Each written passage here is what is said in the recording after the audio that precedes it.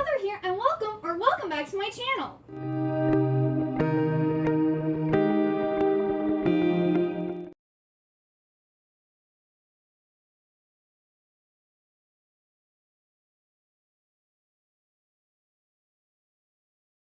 So today I'm joined by my husband, John.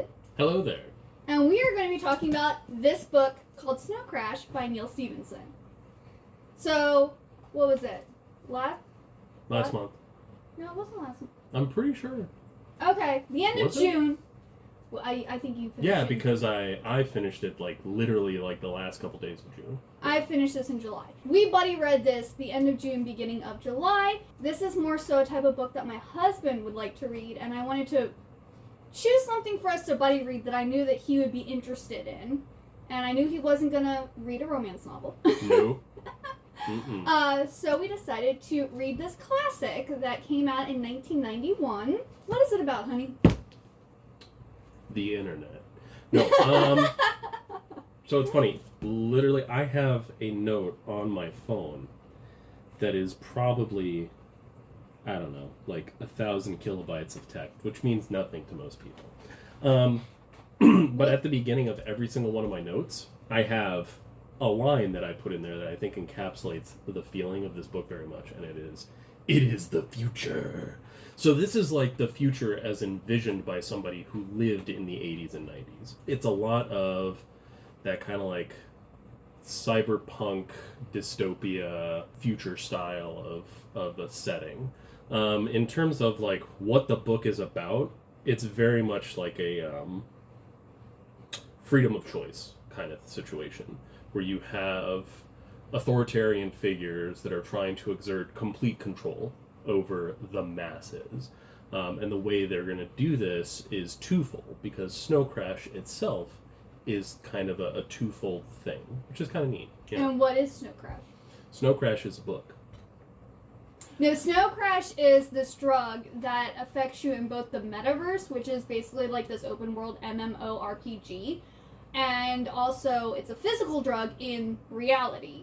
And it's being spread around and it's causing people to go into comas and or to follow... It's twofold, and I really think it's kind of interesting because I feel like Snow Crash has two facets to it. There's the digital version of it, and then there's the physical version of it.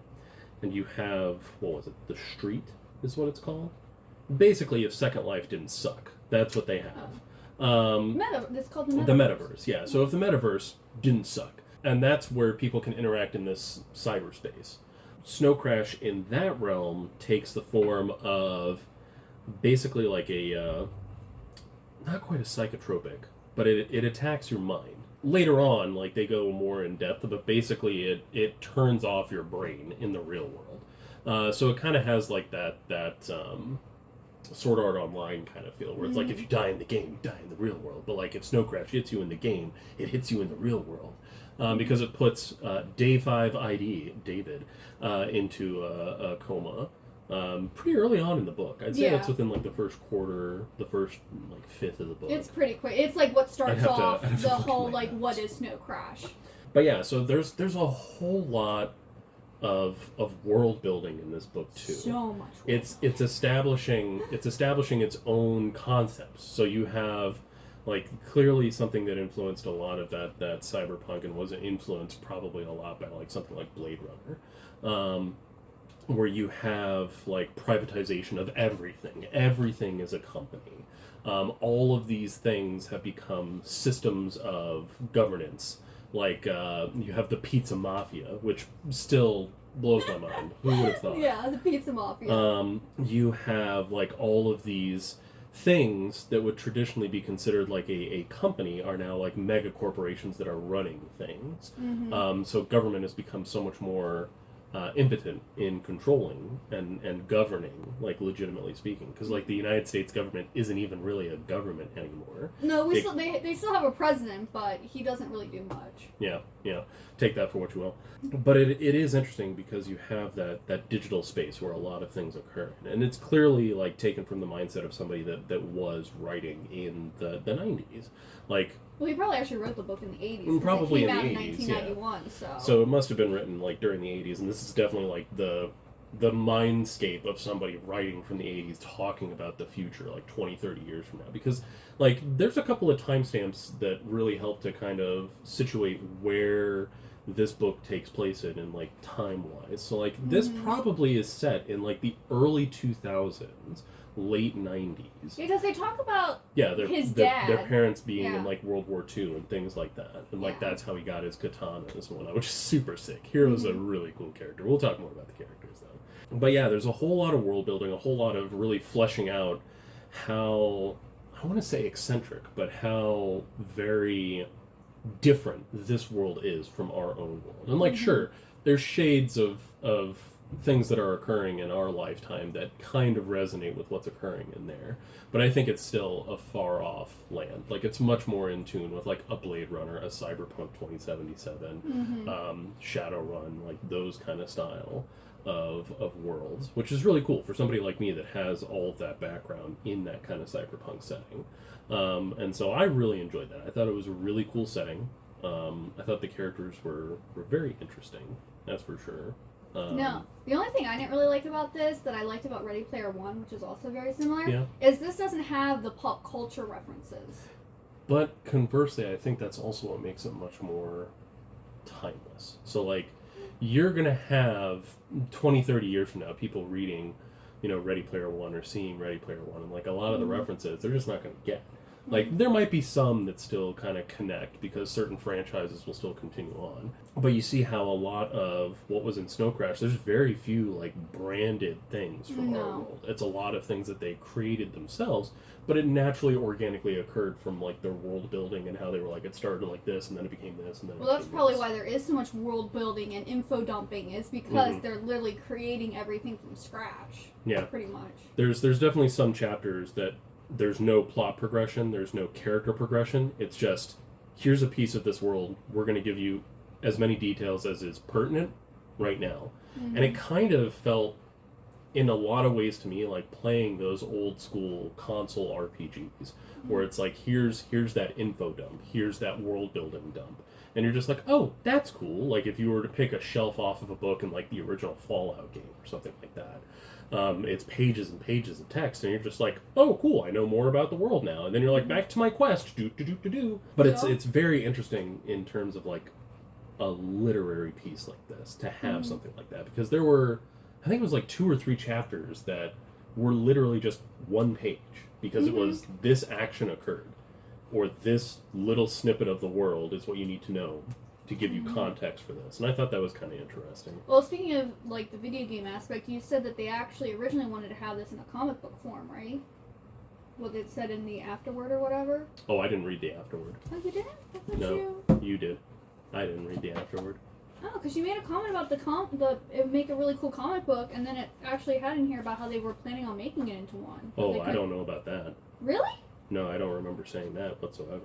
You totally did. No, I don't remember that. Anyway, Yes, you I think did. it would make a really cool visual novel, though, because there's a lot of times where, like, reading through this, it felt like... The original goal of which was to publish a computer-generated graphic novel. Maybe you said that? I don't remember. No, you said that to me. I think it would be really cool. Maybe I did read the acknowledgments. I don't know. But I think that it's really neat to have this story told in something that would be more visual, because that is one thing that I really did enjoy, was all the action set pieces, basically. What would equate to, like, boss fights or set pieces in, like, a video game. Again, this book feels very video gamey to me, and maybe that's just my background, because I play way too many video games. But it does a really good job with, like, the cadence of the action and, like, describing the action and having all these various action set pieces. Like, it felt like you were there, which I thought was really, really cool. I think they did a really good job with that. Yeah. And also, speaking of what I thought was, because apparently this is, like, a really popular book for the Silicon Valley innovators, and in this they actually talk about GPS. And at the beginning, Hiro is delivering a pizza for the Pizza Mafia, and he actually is using a GPS system. An on-screen GPS. Yeah. Which is really neat. Like, I wish there was something that would be more like that. Like, don't get me wrong, like, in the modern era, we have our phones, and you can just Google Maps and whatnot. But there are certain cars that do have it, like, displayed on the screen. But think how many years it took. Yeah, like, it's, 30 years ago. Yeah. So that's really cool. God, I'm old. Anyway, But yeah, I thought it was cool because some of the things that hadn't been invented yet, he's talking about in this book. Mm-hmm. And other things too, like the search engine kind of stuff. So like the librarian. Okay, yeah. That's basically like Ask Jeeves before Ask Jeeves was a thing. For those of you that kind of dates me, don't worry. Well, he's also about kind of an AI too. Yeah, and there's like the mild artificial intelligence and things like that as well. But it's interesting to see like a lot of those concepts really being presented in a book like this before it actually existed in the real world. Because like if this book had been written nowadays, it would have been like, oh yeah, that's just relabeling something. But this was written 30-something years ago. And like a lot of that foresight, it's very Star Trek-y in a way, where like Star Trek kind of presaged a lot of certain things and a lot of innovation for stuff. And so that's really neat. We just need to teleporting. See that. Yeah, you know, they're working on that. Oh, what else do I have in here? Are we gonna? Because I don't feel like we've said any spoilers yet, really. I mean, we could demarcate that spoilers are coming in hot and heavy as we talk about characters and plot. Yeah, we might want to do that. Because now you have... Well, okay, what's the overall generalized plot before we actually, like, dive in and talk about, like, spoilers? Okay. It's a mystery, thriller, science fiction, noir, action.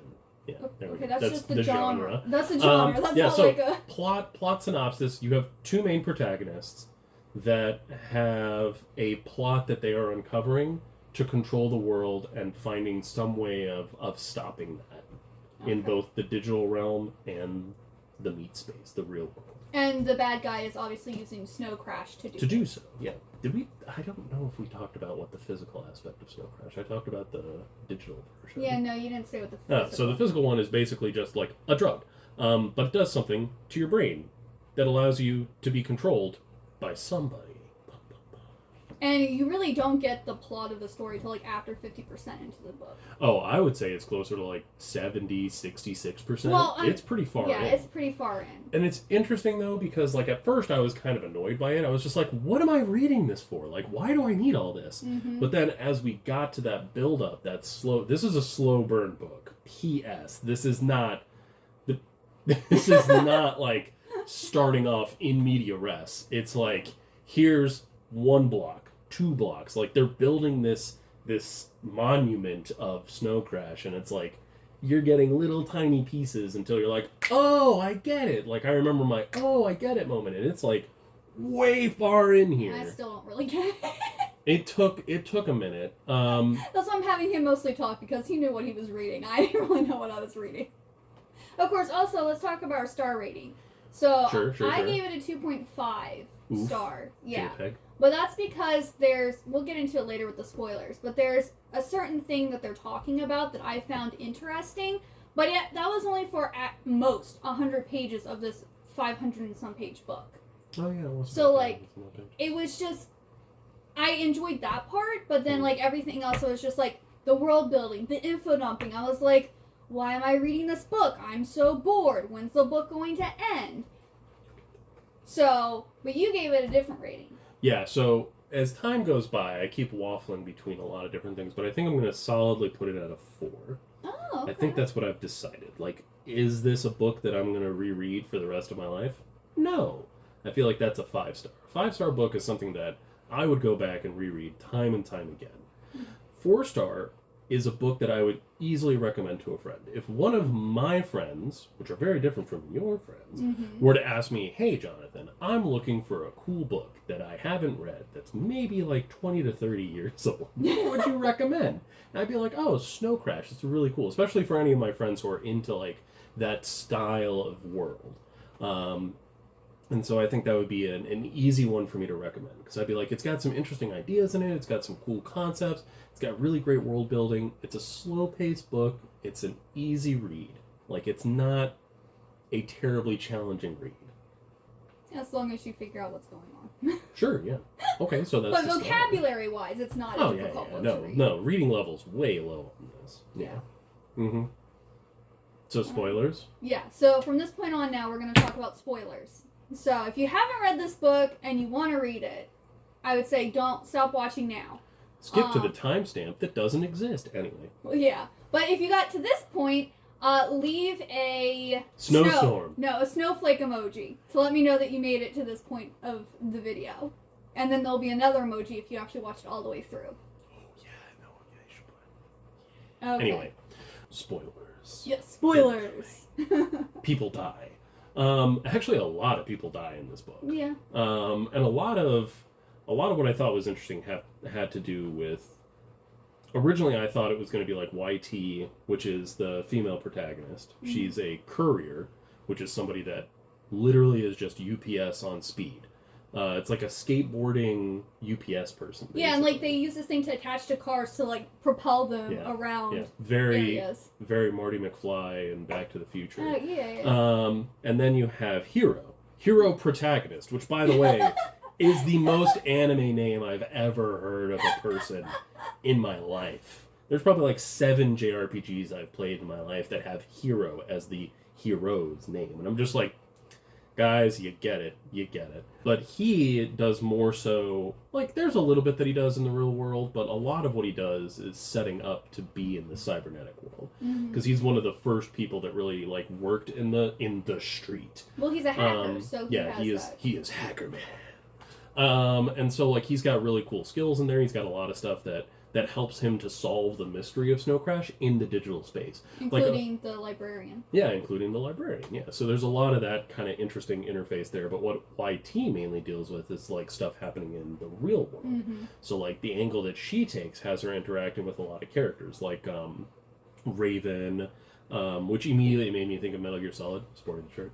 He's the one with the nuclear bomb. Yeah, he's the nuclear bomb in his motorcycle. So no one can touch him because if anything happens to him, he's going to set off a nuclear bomb. Yeah. Mm-hmm. Like, what the heck? That's so extra. Yeah, that a civilian can just carry around the Yeah, and this just goes to show you, like, again, like the I don't want to say ludicrous, but the exaggerative nature of this world versus our own. Mm-hmm. And also the mafia boss. The mafia boss, Uncle Enzo. Yeah, which is a pretty cool character. Like, all said and done, by the end of the book, I was on the Uncle Enzo train. Like, at first I was like, hero protagonist is my guy. But, like, at the end of it, Uncle Enzo takes the cake.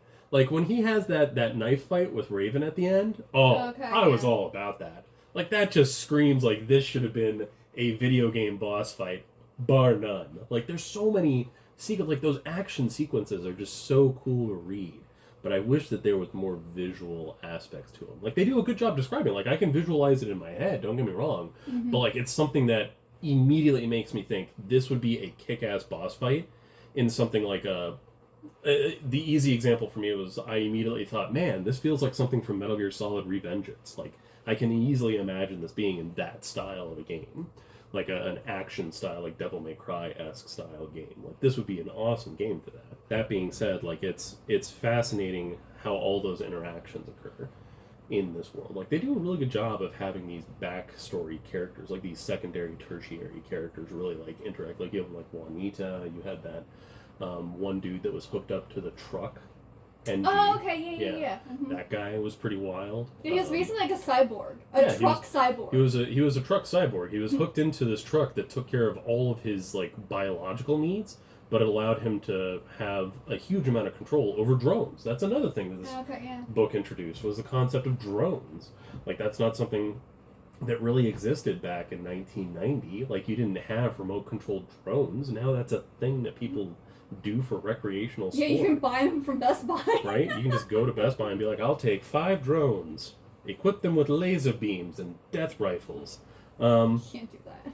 You can't do that, not yet. Yeah, no, it's really fascinating to see, like, all those different other characters. I felt they were very well fleshed out, but in a paced. Again, it's that slow pace, that slow measured pace that this book has. What else do I have in here? Man. Well, we were talking about the librarian, and this is the part that I really like, because really Hero cool. is in the metaverse, and he is talking to this librarian guy, and he's learning about, like, the Tower of Babel, and, like, language and religion, and they're talking also about the Sumerian mythology, and talking about how language and religion is spread, and it's tying back into the fact with Snow Crash and how it's being spread. And I found that part of the book very interesting, and I also, last year I read Babel, that also focused on, like, you know, language and the root of the words and, you know, the Tower of Babel and everything like that. So and that's a big spoiler. So that's really at the heart of what Snow Crash is. Snow Crash is meant to disable those who could threaten the main villain from exerting control, because he needs to have that control over the cybernetic space himself. And then the way that Snow Crash interacts in the digital space is putting people into those comas. But it only affects people that understand binary on a instinctual, almost biological level. Like one of the hackers. cool things, yeah, the hackers. One of the cool things that this book posits is that your brain literally changes based on your language that you learn, and that this ancient Sumerian language is like a root language that has power to it because it's so fundamental to language and concepts that it has its own like power to it. Kind of like, ironically enough, I have my Skyrim board game set up like Skyrim with the words of power. Like these are concepts that can enact change in the real world, which is really interesting. And so he has to be able to stop people who could understand that have that base understanding. Because binary is a base understanding. It's the Sumerian language of computers. And so there's a really cool parallel there. Whereas the real world Snow Crash virus, blood thing, pathogen, whatever, is actually allowing people to understand that physical language. But the main villain, I always did it as LBR. I think it's Rife is his name? Yeah. Yeah, Rife. Which, put an ST in front, and what is it? Strife? Anyway, he is understanding that language. Like, he gets that language already. He understands Sumerian. He had that because he tablet. researched it. Yeah, he got all the stuff. He basically is like, literally the nightmare dystopian version of Fox News, I guess. Where, like, he was able to exert all this control over the media, and because of that, he was able to get a shit ton of money. And then he leverages that money to get all these archaeological artifacts. Oh, doesn't he actually own the metaverse? Or the internet that the metaverse is on or something? He owns a lot of the network infrastructure. Okay. So a lot of the like servers and a lot of the pipelines and things like that. He won the logistics war, which is very important.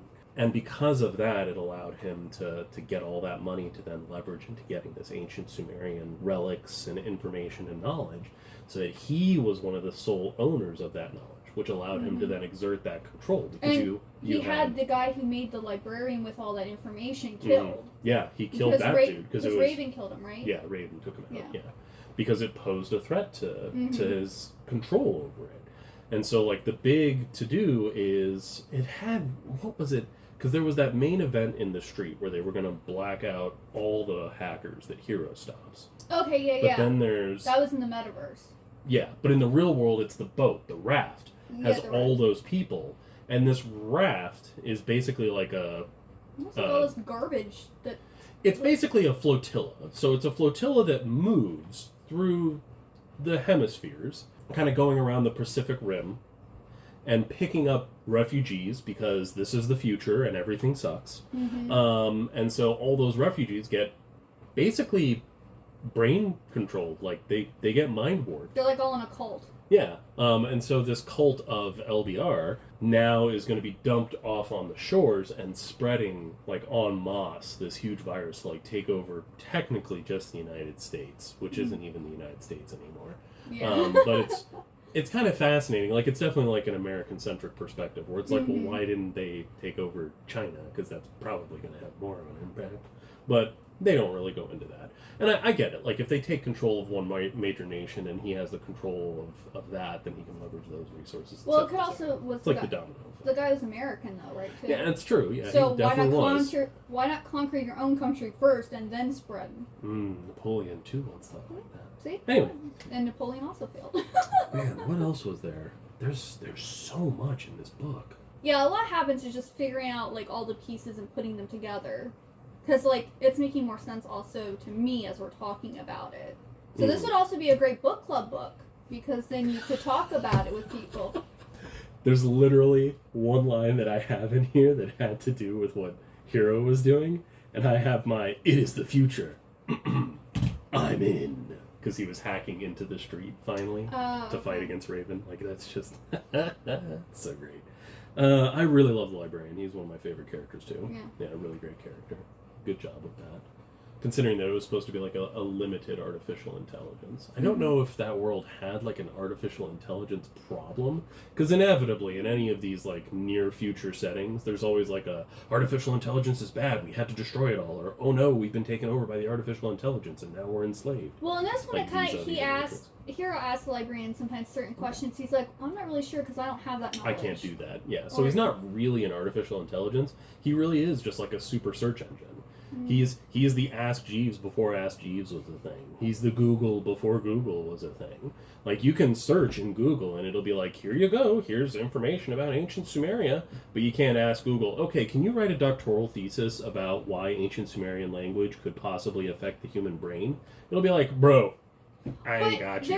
There are sometimes though where he actually did like do a paragraph of information. Yeah, because he would be like, oh, by the way, this is tangentially related because keywords, like it's that keyword. Where a search engine, I feel it's just like, here's a link to this site or here's a link to that site. Yeah, but he actually gave more information. Yeah, I guess so. That's where I think he felt more like an AI because he was actually having a conversation with Hero. I don't think. Because I know with AIs, you have to actually work with them and they have to learn stuff to actually, like, gain their knowledge. So I think he was basically just being used as a search engine. But I still think he was supposed to be an AI. In a sense. Enzo is the world's coolest uncle. I really thought they were going to tie him and YT together more. By the way, that kind of bothered me. Because there's a lot of times where it's, like, heavily hinted that he has a very emotional, direct connection to YT. And at no point in time do they talk about why? Yeah. Like, because he gives her his dog tags from the war. Yeah. And then, like, he actually is, like... getting ready to give her a new skateboard thing. Well, I think he gives her one. The hoverboard or whatever? Yeah. Yeah, I think he does. But not only that, but he actually has people... She gets kidnapped. And he actually has people coming after her. To rescue her, And the bad guy was just like, oh, well, we can't... We're holding her as kind of like... a hostage to stop Enzo's interaction. And it's like, why does he care about her? Yeah, like, it's so odd. Because, he never tells us why. It feels almost like... maybe the intention was there to go more in depth in that, which is weird because there's so much world building. So why couldn't we have something connecting those two? That's probably my only main gripe with the book, really. Well, there wasn't much character development either. Every character gets enough development to understand their interactions with each other. It still wasn't... this is more of an action-centered book than a character. Very much. Yeah, it's not a character-driven plot. It's a plot-driven So if you like character-driven plots... you're probably not going to like this book so much. But if you enjoy a really well-fleshed-out world, you're probably going to enjoy this book. Because it really does a great job of it. It's very Tolkien-esque. Man, I have so many freaking notes. Well, we don't have to go over everything. That's why. We're not talking about the entire book. This is basically just our thoughts on what we thought was cool and... No, there's a lot of really good stuff in there. There's a lot of parallels, too, between, like, the different heroes, the different protagonists, the different main characters' journeys. And, like, I thought that was kind of neat to see, like, how this experience paralleled this experience, which paralleled this experience, paralleled this experience. That was pretty neat. What else? What else was big in there? What else was big in the book? It really came down to, like, at the end of the day, the main theme was that people should have control over their own destinies versus somebody who is conglomerating power to themselves to then control everything. So, like, that's pretty much like the core concept of the book, in my opinion, which is very much so like a standard JRPG trope. But I enjoyed it. Well, it also had the dystopian aspect, too. Yeah, because it's the near future, and everything's gone to shit, everything's privatized, everything costs money. And the dictatorship the and everything like that. The tyrannical aspect of it, yeah. Yeah, it's very interesting. It was very interesting. Very cautionary tale, in a way, with the being forewarned, like, knowledge should be spread, it shouldn't be hoarded. People with power shouldn't abuse that power, they should share it. Because you have, like, Uncle Enzo, who has a ton of power, but he shares it with his people.